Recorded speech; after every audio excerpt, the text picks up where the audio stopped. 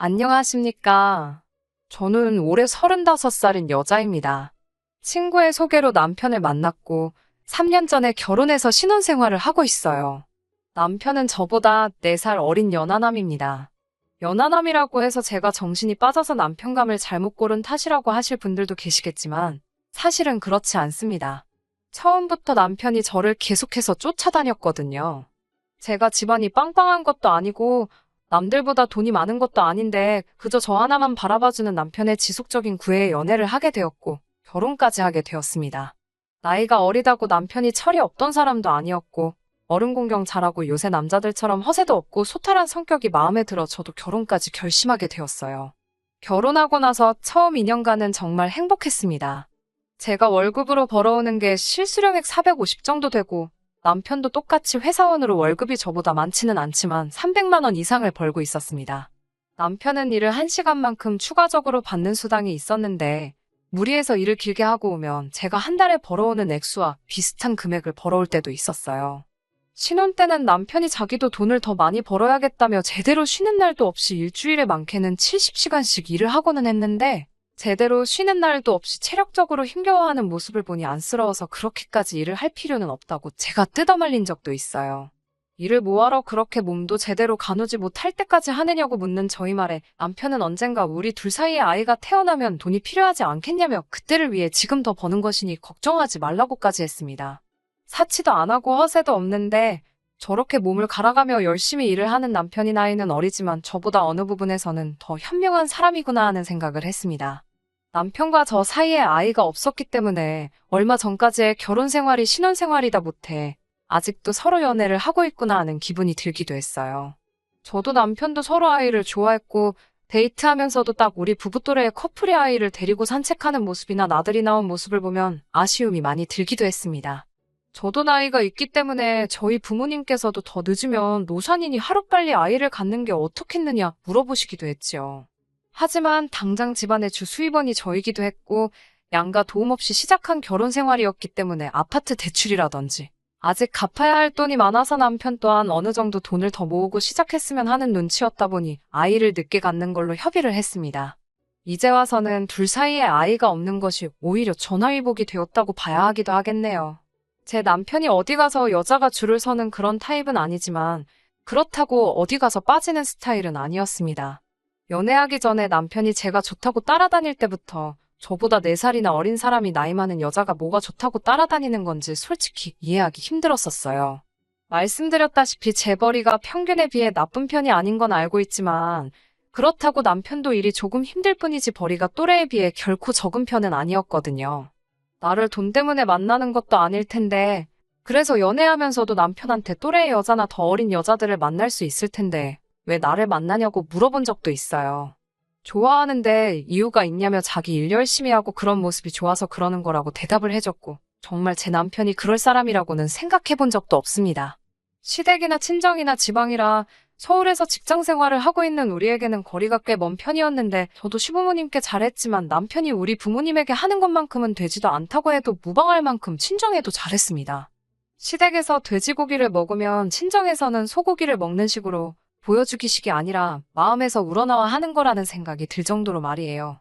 한 번은 샤인머스켓을 사다 드린 적이 있는데 저희 어머니께서 포도가 참 달다고 하시니 저 몰래 인터넷으로 주문해서 일주일에 한 송이씩은 무조건 배달이 되도록 해놓을 정도였습니다. 저희 어머니도 나중에 한 송이에 얼마인지 가격을 알고 나서부터 그만 사보내도 된다고 하셨는데도 한동안은 계속 배달을 시켰고요. 연하남이라 철딱서니가 없을 줄 알았지만 결혼 후에 보여준 이런 행동들 덕분에 저는 제가 결혼을 잘했다고까지 생각을 했어요. 저라고 자존감이 낮아서 제 외모가 별로고 대단한 남자 얻었다고 생각한 적 한 번도 없습니다. 제 입으로 말하기는 뭐하지만 대학교 다닐 때는 학교 홍보 모델 사진도 찍은 적이 있고 어디 가서 빠진 적 없어요. 지금이야 30대 중반의 평범한 회사원이지만 그래도 틈틈이 운동도 하고 관리도 받으면서 꾸준히 저를 가꿔온 사람입니다. 거기에 제법 다니는 회사도 괜찮은 편이기 때문에 남편에게 매달리거나 의존한 적은 한 번도 없어요. 남편을 만나기 전까지는 저도 제 커리어에 집중을 하느라 취직 이후로는 그렇게 연애를 많이 해본 적은 없는 편입니다. 그래서 제 일을 시작하고부터는 남편이 처음 만난 남자이기는 해요. 그래도 끌려다니거나 한 적은 없고 동등한 부부관계를 유지했습니다. 제가 벌어오는 돈으로 생활을 하고 남편이 벌어오는 돈으로 저금을 했습니다. 각자에게 용돈도 넉넉하게 줬어요. 너무 악착같이 살고 싶지도 않았거든요. 서로 맞벌이였기 때문에 빨래나 청소도 분담해서 했고 식사 준비마저도 돌아가면서 했었을 정도로 우리 결혼 생활에 아무런 문제가 없다고 생각했습니다. 그런데 어느 날 남편이 저를 두고 바람을 피고 있다는 사실을 알게 되었어요. 남편이 바람을 피고 있다는 사실을 알게 된 경위도 참 어이가 없었습니다. 모르는 번호로 전화가 왔길래 받아보니 자신이 익명의 제보자라고 전하면서 남편과 같은 회사를 다니고 있는 여직원이라고 자기를 소개했습니다. 당연히 저는 일면식도 없는 사람이고 이 사람도 자신의 정체를 회사 동료라는 것 이외에는 밝히고 싶지 않아 했는데 아무튼 제 연락처를 어떻게 알고는 저한테 저런 청천벽력 같은 소식을 전해줬어요. 남편이 점심시간만 되면 회사에 있는 구내식당에서 식사를 하지 않는답니다. 자기가 번 돈 가지고 점심 다른 거 좀 사먹는 게 뭐가 문제냐 싶겠지만 언젠가부터 회사 앞으로 어떤 여자가 남편을 찾아온다고 하더라고요. 저에게 이 사실을 제보해준 여직원도 남편이 결혼한 건 회사에서도 다들 알고 있는 사실이니 당연스럽게 그게 저인 줄로만 알았다고 합니다. 그런데 며칠 정도 남편이 그 여자와 만나서 점심을 먹으러 가는데 우리 결혼식에 참석했던 남편 직장 동료 중에 한 명이 저에게 제보를 해준 그 여직원한테 결혼식에서 봤던 분하고 조금 다른 것 같다는 말을 했고 그 사람도 그 말을 듣고 호기심이 생겨서 어떻게 남편 결혼식 사진을 인터넷에서 찾아내가지고는 그 사람이 제가 아니라는 사실을 확인했다고 하더라고요. 하지만 처음에는 남편을 찾아오는 그 여자도 매일같이 찾아온 게 아니었다고 합니다. 그런데 그 횟수가 일주일에 한 번에서 두 번, 두 번에서 세 번 자꾸 늘어나게 되었고 회사 입구에서부터 팔짱을 낀다거나 하는 애정행각을 벌이고 있는 모습을 몇 번 보게 되고는 회사에 등록된 남편의 비상연락망을 통해 제 번호를 알아내서 저한테 연락을 하게 되었다는 거죠. 그 당시에는 그냥 이 여자가 저한테 오지랖을 부리고 있는 거라 생각했어요. 팔짱을 꼈는지 안 꼈는지는 충분히 어떤 장면이 여러 사람들 입을 거치며 와전이 될 수도 있는 부분이라고 생각했고 남편을 철석같이 믿었으니까요. 아무리 그래도 그렇지 생판남인데 저한테 이렇게까지 연락을 해주고 남편이 바람을 피고 있는 것 같네. 어쩌네 말을 전하는 그 여자가 솔직히 신뢰가 가지는 않았습니다. 그래서 그 여자가 전해주는 이야기를 처음부터 끝까지 경청하기는 했지만 100% 믿고 있지는 않았어요. 저도 회사에서 어떤 직원들을 향해 안 좋은 소문을 만들고 그걸 가십처럼 즐기는 사람들을 몇몇 봐왔기 때문입니다. 그런데 제가 시큰둥하게 듣는 둥 마는 둥 대답을 하고 있으니 그 여자가 자기가 뭐 때문에 이런 사실을 저한테 전해주겠냐고 하면서 자기 입장에서는 제 남편이 자기를 두고 바람을 핀 거나 마찬가지기 때문에 복수를 위해서 이러는 거라는 소리를 했습니다.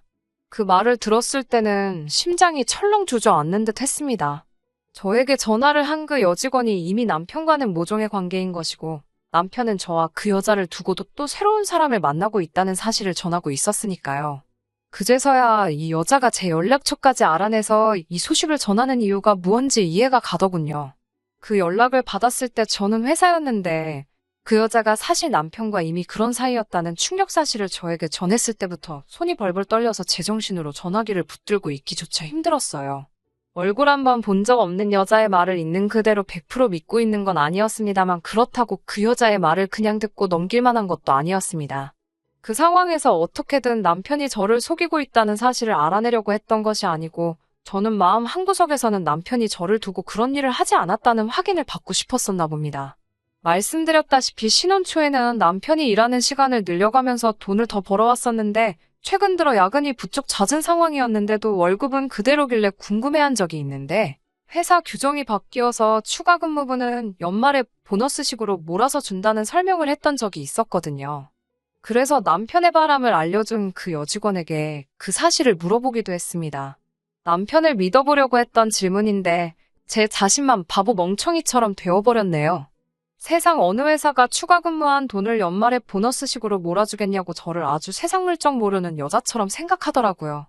야근이 부쩍 잦아진 건 이미 오래전부터였는데 남편이 또 내년이 돼서는 저에게 어떤 변명을 했을런지는 모르지만 제가 의문을 가지고 있는 점을 얼렁뚱땅 넘겼다는 사실 또한 알게 되어 버렸네요.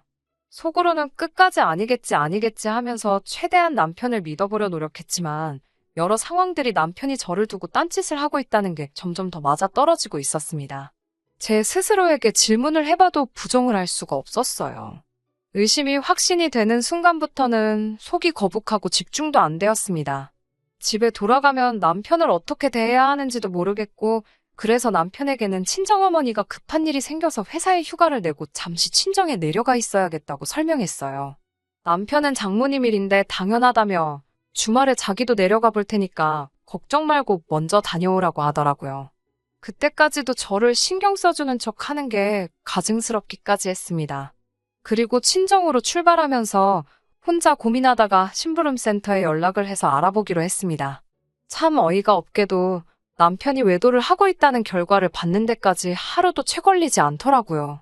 이미 제가 친정으로 떠난다고 했던 순간부터 남편은 주말에도 자기가 내려온다고 말해놓고는 자기 세상이로구나 하면서 바로 그 여자를 아예 우리 집으로 들인 겁니다. 아파트 현관을 들어서는 사진을 보고 저는 더욱 더 놀랄 수밖에 없었습니다.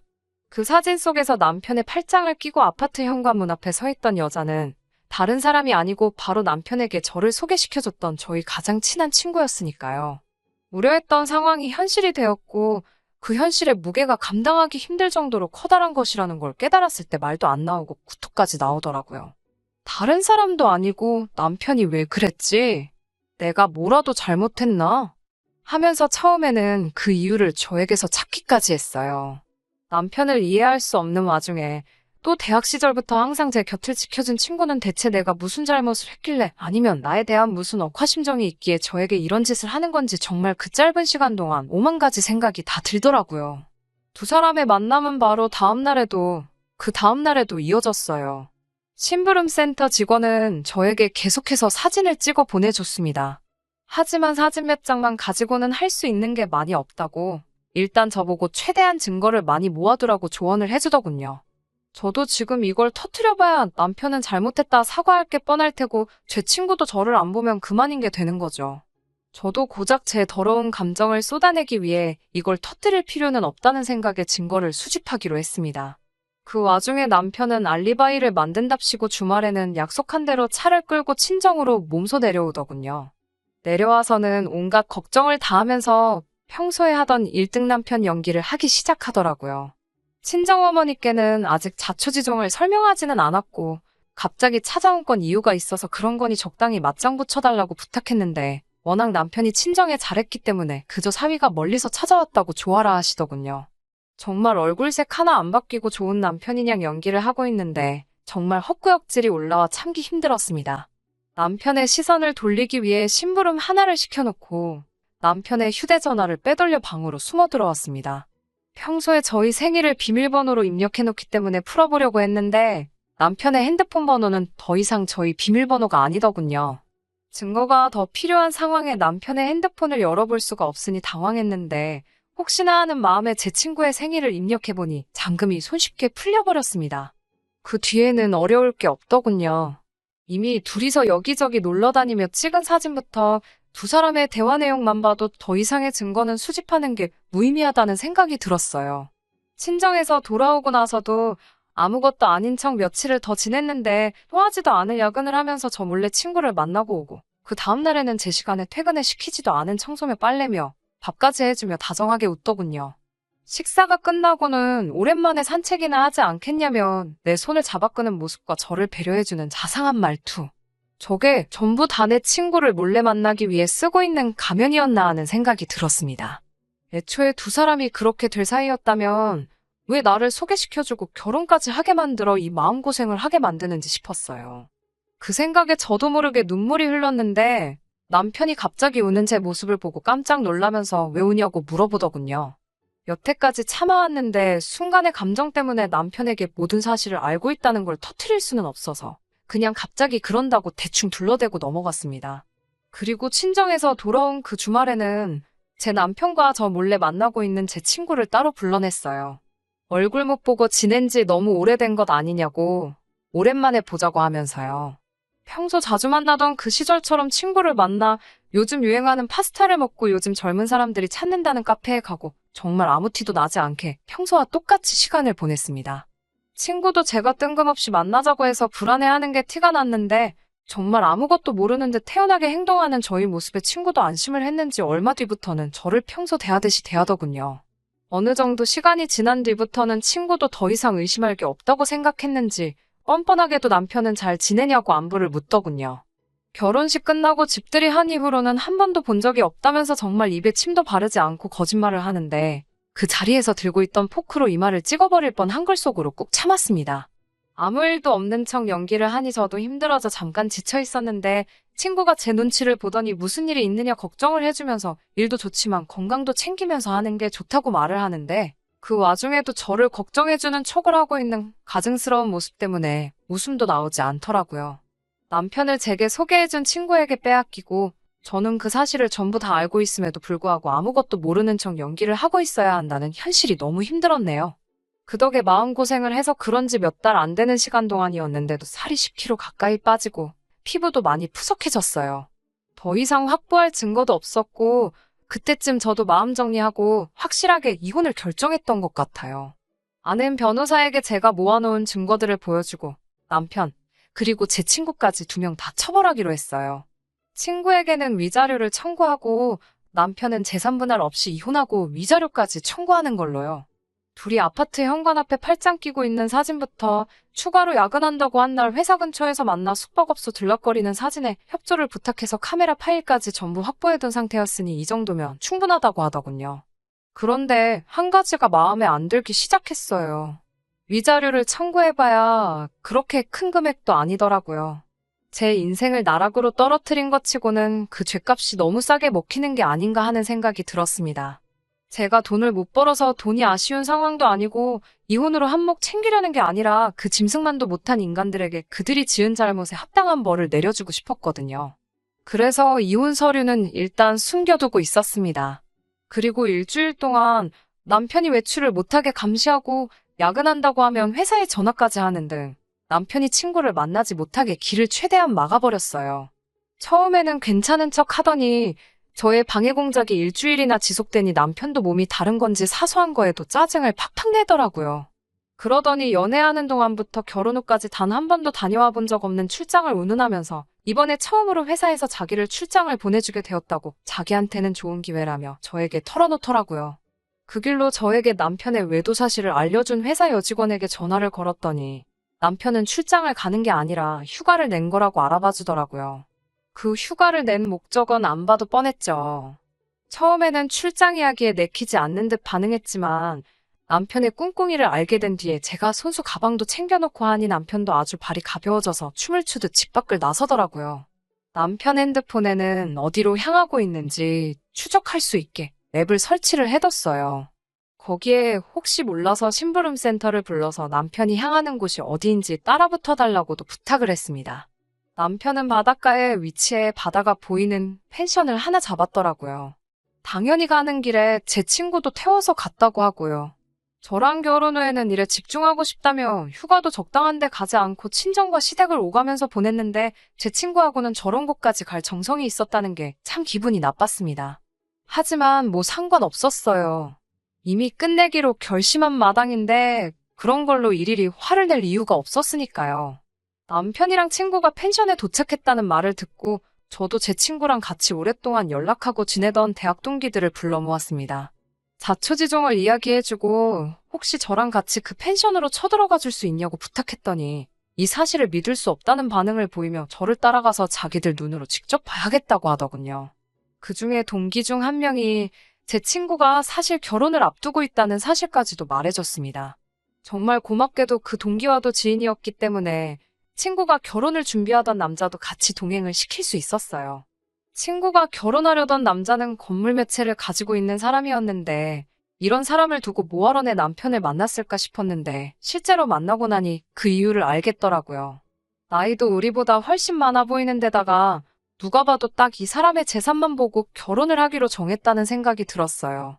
남편과 친구가 즐거운 시간을 보내고 있을 목적지인데 그 목적지로 향하는 저희들은 썩 즐겁지는 않았습니다. 친구와 결혼할 상대라는 사람도 혼자서 중얼중얼 거리면서 믿을 수가 없다는 듯한 분위기였고요. 도착하니 출장 간다던 남편 차는 펜션 앞에 떡하니 주차가 되어 있고 차 안을 슬쩍 봤더니 제가 싸준 가방은 손도 대지 않고 그대로 뒷좌석에 처박혀 있더군요. 금방이라도 어디 나가려고 한 건지 문도 잠궈놓지 않은 상태라서 저와 친구들, 그리고 친구의 결혼 상대 이렇게 7명이서 아무런 제지 없이 펜션에 들어갈 수 있었습니다. 누가 들어온지도 모르고 바다가 보이는 욕조 안에서 아주 신명나는 시간을 즐기고 있더라고요. 제가 남편을 부르고 모고할 것도 없이 그 장면을 보고 친구의 결혼 상대가 창문을 뛰어넘어가서 소리를 고래고래 질렀습니다. 두 사람은 욕조 안에서 비명을 지르며 아주 혼비백산하더라고요.